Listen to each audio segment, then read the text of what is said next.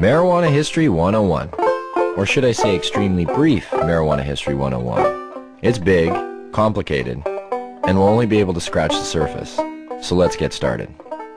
The first thing that strikes one as odd when looking at the history of marijuana, which is also known as cannabis, is how very much legal it once was.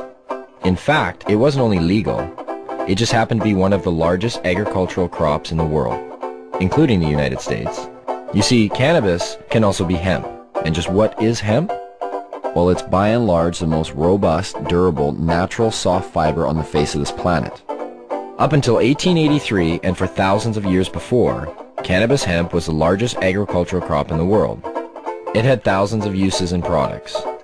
The majority of fabric, lighting oil, medicines, paper, and fiber came from hemp. The first marijuana law to exist in the United States was a law ordering farmers to grow hemp. Benjamin Franklin used it to start one of America's first paper mills. The first two copies of the Declaration of Independence were written on cannabis hemp paper. Up until the 1800s, most of the textiles in the United States were made with hemp. 50% of medicine marketed in the last half of the 19th century was made from cannabis. Even Queen Victoria used the resin extracts from cannabis to alleviate her menstrual cramps. But the funny thing about industrial hemp was you couldn't get high from it. Yet, it was lumped in with the following, which also made little sense. Reefer madness. In the early 20th century, yellow journalism had surfaced. Articles depicted blacks and Mexicans as frenzied beasts who would smoke marijuana, play devil's music, and heap disrespect and viciousness on the readership, a majority of which happened to be white. Some offenses included looking at a white woman twice, laughing at a white person, or even stepping on white men's shadows. And this ended up leading to a law in the form of a tax stamp. A tax stamp that would not only include marijuana, but also hemp and cannabis medicines. It's speculated that hemp's potential for an abundance of new products was going to be in direct competition with other sources. And this, added to the reefer madness, led to the eventual downfall of all forms of cannabis. Popular Mechanics magazine had actually prepared an article entitled New Billion-Dollar Crop. Hemp was touted as being able to produce more than 5,000 textile products from its thread-like fiber and more than 25,000 products from its cellulose, ranging from dynamite to cellophane. Its superiority as a source for paper was also becoming known, especially with the development of hemp processing equipment. Now, the new Marijuana Tax Act was all fine and dandy, except for one thing. If you wanted to grow hemp, you needed to buy a stamp, but they weren't giving any out to anybody. And so, in effect, all forms of cannabis became illegal. Things pretty much stayed that way until World War II, when the government decided that hemp once again was a good thing and produced a video, Hemp for Victory. But by the time the war was over, hemp again became bad. And in 1948, when the marijuana law once again came into question, Congress recognized that marijuana was made illegal for the wrong reason. It didn't make people violent at all. It made them pacifists. The communists would use it to weaken America's will to fight. Congress now voted to keep marijuana illegal for the exact opposite reason they had outlawed it in the first place. And all through the years, report after report, commissioned by everybody, from the mayor of New York to the president of the United States, has come back with the view that marijuana should have no criminal penalty attached to it. Yet, marijuana remains as illegal today as it did nearly 70 years ago.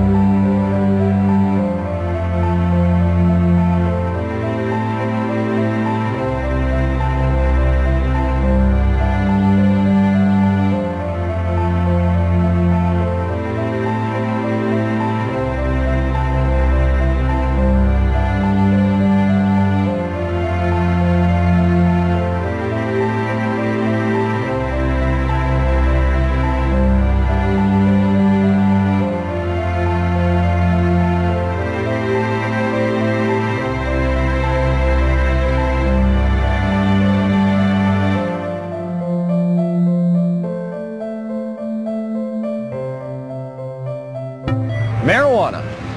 It's become big business. A multi-billion-dollar business, both in Canada and the United States. But why has it become such a big business? Here in British Columbia alone, it's speculated that the illegal BC marijuana trade brings in upwards of $7 billion annually. And up to 85% of that product heads south to the United States. Having become an international issue, when do the lines blur? How does a massive underground market like this survive while remaining illegal? Why is marijuana illegal in the first place? And if prohibition is meant to protect us, I guess the most obvious question is, does the prohibition work?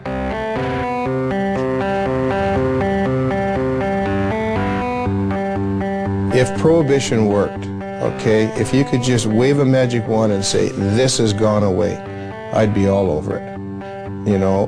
But the fact of the matter is that prohibition has never worked. You know, we've been here before. You remember the first prohibition, right? Which was? Prohibition of alcohol. No, I'm talking about the first prohibition. Thou shalt not partake of the fruit of the tree of knowledge. And who was the big cop?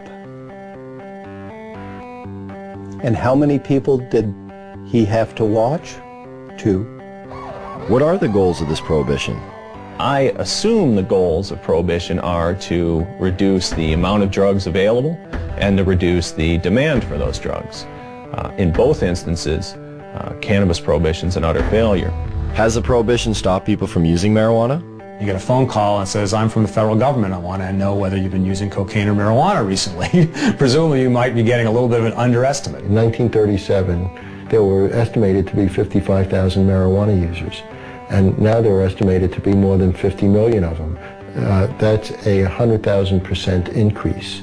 Seems to be quite a few of them. Yes, I'm afraid there are. Whether the drug is criminalized or decriminalized does not affect the rates of smoking of cannabis, either uptake or of discontinuation. So what are the dangers of using marijuana? I don't know.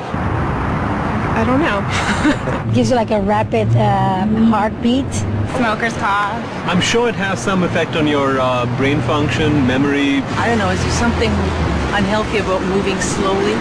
Just not good for you. You're not fully conscientious of what you're doing. Thicken some membranes in your brain or something. Well, it's been science. I guess I'm being told it's been scientifically proven that marijuana kills your brain cells. That's the one I remember. Marijuana kills brain cells. I thought the same thing. You know, I didn't start smoking pot until about 5 years ago. I thought pot made you stupid. You know, I bought into it just as much as anybody did. I realized when I was like 30 years old that I was tricked. I was like, you gotta be fucking kidding me. 1974, the Heath-Tulin study. Ronald Reagan announces, the most reliable scientific sources say permanent brain damage is one of the inevitable results of the use of marijuana. Monkeys pumped full of marijuana, apparently 30 joints a day, had begun to atrophy and die after 90 days. Brain damage was determined after counting the dead brain cells of both monkeys who had been subjected to the marijuana and ones who had not. This study became the foundation of the government, and other special interest groups claim that marijuana kills brain cells. Here's what they didn't tell you. After 6 years of requests, how the study was conducted was finally revealed. Instead of administering 30 joints a day for 1 year, Dr. Heath used a method of pumping 63 Colombian-strength joints through a gas mask within 5 minutes over 3 months. They suffocated the monkeys. What they did is they put these gas masks basically on their face and they pumped pot into it, but without additional oxygen. So after X amount of time, the brain shut down. Well, if you suffocate, the first thing that's going to happen is your brain cells are going to die with lack of oxygen. So what they did is they suffocated the monkey, showed all these dead brain cells, and then went on to associate it by saying that cannabis use causes your brain cells to die. And how many people, not knowing the origin of the study, have gone on to quote it and re-quote it. And now people believe it. Studies since have shown no signs of any brain cell damage. In 2005, new research suggested that marijuana could possibly stimulate brain cell growth. That study hasn't received the same attention. Another common belief? Marijuana causes lung cancer. In the 1999 study by the Institute of Medicine that was paid for by the United States government, they had to use words like may and should cause cancer. We've been hearing for years them trying to say that it causes lung cancer, and we say, really, that's interesting.